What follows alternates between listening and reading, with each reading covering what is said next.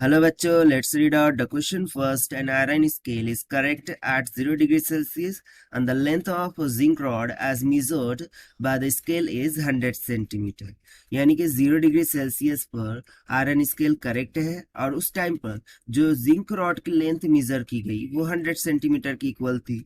When both the scale and the rod are at 0 degrees Celsius, what will be the length of the rod as measured by an iron scale when both of them are at 100 degree Celsius? So यदि temperature 100 degree Celsius हो जाए so उस time पर जो rod की length होंगी by the iron scale वो क्या होंगी वो हमें यहाँ पर बताना है. साथ साथ हमें गिवन है linear expansion coefficient for iron वो कितना है 12 into 10⁻6 degree per kelvin degree per Celsius and for zinc it is 26 into 10⁻6 degree per Celsius. तो चलिए हम स्टार्ट करते हैं सोल्यूशन से. But before of that let's see the key concept which we are going to use here for this question. So as we know that when metal is heated means जब हम temperature बढ़ाते हैं so metal expand करता है. So यहाँ पर simply हम linear expansion का यूज करेंगे, that is linear expansion concept. So from linear expansion concept we know that delta L is equals to L alpha into delta T, जहाँ पर delta L क्या है, चेंज इन लेंथ है, L original length, alpha coefficient of linear expansion है और delta T is the temperature difference. So let's go throughout the question. तो सबसे पहले हम क्या करेंगे, change in length of iron rod उसे कैलकुलेट करेंगे by using the concept. So वो क्या हो जाएगा, delta L for iron this is equals to the initial length of iron multiply by the linear expansion coefficient for iron into delta T. So ये कितना हो जाएगा, so यहाँ से देखिए delta L for iron by initial length of iron, ये हमें क्या दे देगा, change in length of iron. So ये किसके इक्वल आ जाएगा, alpha times of delta T. So alpha for iron वो कितना गिवन है 12 into 10⁻6 multiply by temperature change क्या हो रहा है 0 से 100. सो 100 माइनस 0 कितना हो जाएगा, सिंपली 100 हो जाएगा. सो इसको मल्टीप्लाई कर दीजिए, सो ये आ जाएगा 1.2 इंटू 10⁻³ के इक्वल. ठीक है, सो ये रेशियो हमें मिल गया. एक्चुअल में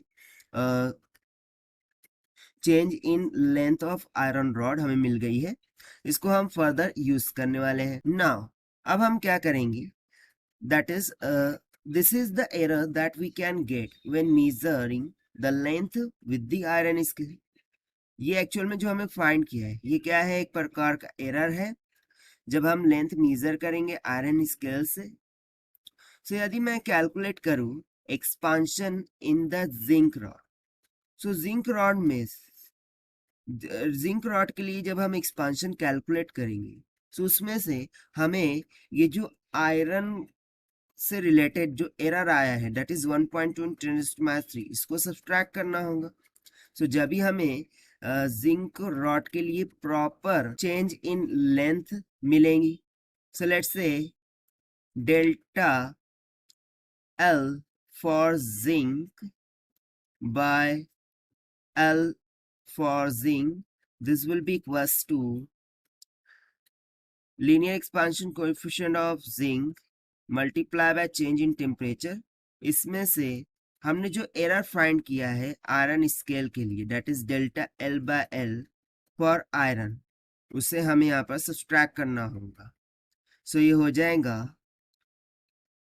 ना, अल्फा की वैल्यू फॉर जिंक वो कितनी गिवन थी 26 into 10⁻6 multiply by temperature again 100 to 0 से 100 चेंज हो रहा है. सो T2 माइनस T1 यानी 100 माइनस 0 कितना आ जाएगा 100 माइनस ऑफ, और ये तो हमने फाइंड करके रखा है कितना आया था 1.2 इंटू 10⁻³ सो इसे हम जब सॉल्व करेंगे सो ये हो जाएगा 2.6 into 10⁻³ minus of 1.2 into 10⁻³ comes out 1.4 into 10 raised to minus of 3.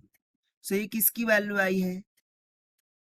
Change in length of zinc to original length of zinc की वैल्यू आई है, बट हमें क्या फाइंड करना था कि लेंथ ऑफ जिंक रॉड वो कितने से चेंज हुई है, यानी कि उसकी जो, देखिए यहाँ पर पूछा क्या था, जब वो 100 डिग्री सेल्सियस पर होगा टेम्परेचर, सो तब जिंक की लेंथ क्या होगी। सो यहाँ से सिंपली हम बोल सकते हैं जो न्यू लेंथ ऑफ जिंक होंगी at 100 degree Celsius, it will be equals to 1.4 into 10 raised to minus 3 times of initial length of zinc.